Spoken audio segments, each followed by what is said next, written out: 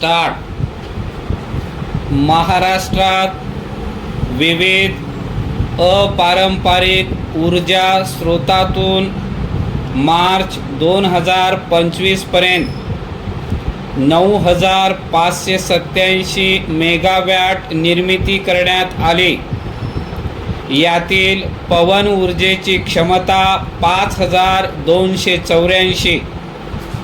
ज्या भागात साधारणतः 5.5 ते 6.5 मीटर प्रति सेकंद वेगाने वारा वाहतो अशा क्षेत्रात पवन ऊर्जा करण्यास मान्यता दिली जाते.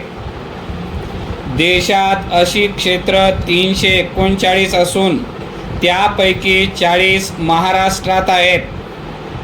या विभागात आत्तापर्यंत 5,439 मेगावॅट पवन ऊर्जा निर्मिती झाली असून यासाठीच्या गुंतवणुकीत सध्या अग्रेसर असणारा जिल्हा आहे धाराशिव. गेल्या काही महिन्यात मराठवाड्यातील लातूर, बीड आणि धाराशिव जिल्ह्यात पवन ऊर्जा क्षेत्रात गुंतवणूक वाढली आहे. आत्तापर्यंत राज्यात पवन ऊर्जा क्षेत्रात 11,895 कोटी रुपयांची गुंतवणूक झालेली आहे. नव्याने एका जिल्ह्यात 22 कंपन्यांनी गुंतवणूक केली आहे. परिच्छेद. गेल्या काही वर्षात पवन ऊर्जेच्या टर्बाईनची वार्षिक क्षमता 500 मेगावॅटपर्यंत होती. ती आता 750 मेगावॅट प्रतिवर्ष होऊ शकेल असे तंत्रज्ञान आता विकसित झाले आहे.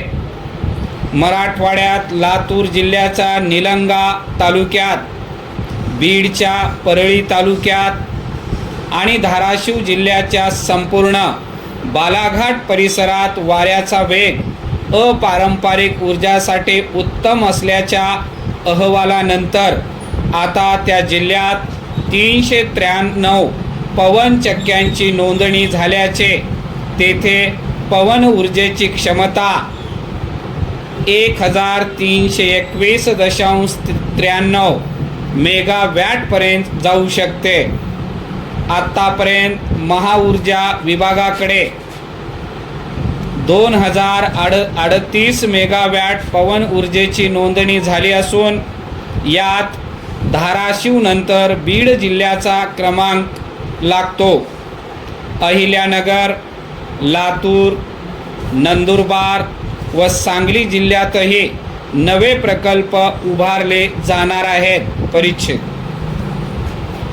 धनंजय मुंडे यांचे निकटचे सहकारी वाल्मिक कराड यांनी 2 कोटी रुपयांची खंडणी मागितल्याच्या आरोपातील आवादा ही कंपनी पवन ऊर्जेचीच होती. तसेच पवन चक्की मनोऱ्यातून तांब्याच्या तारा चोरी करणाऱ्या टोळ्या आता धाराशिव व बीड जिल्ह्यात कार्यरत झाल्या आहेत. मात्र या क्षेत्रात गुंतवणूक करणाऱ्यांना सरकारचे पाठबळ मिळेल असा संदेश राज्य सरकारकडून देण्यात आला आहे. मराठवाड्यात पवन ऊर्जा क्षेत्रात गुंतवणूक करणाऱ्यांची तत्कालीन विभागीय आयुक्त दिलीप गावडे यांनी बैठक घेतली आहे. परिच्छेद.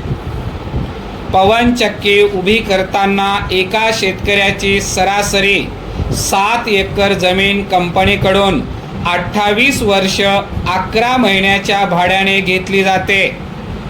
साधारणतः 2.5 ते 3 लाख रुपये ते 12 ते 13 लाख रुपयेपर्यंतची रक्कमही यात शेतकऱ्यांना मिळते.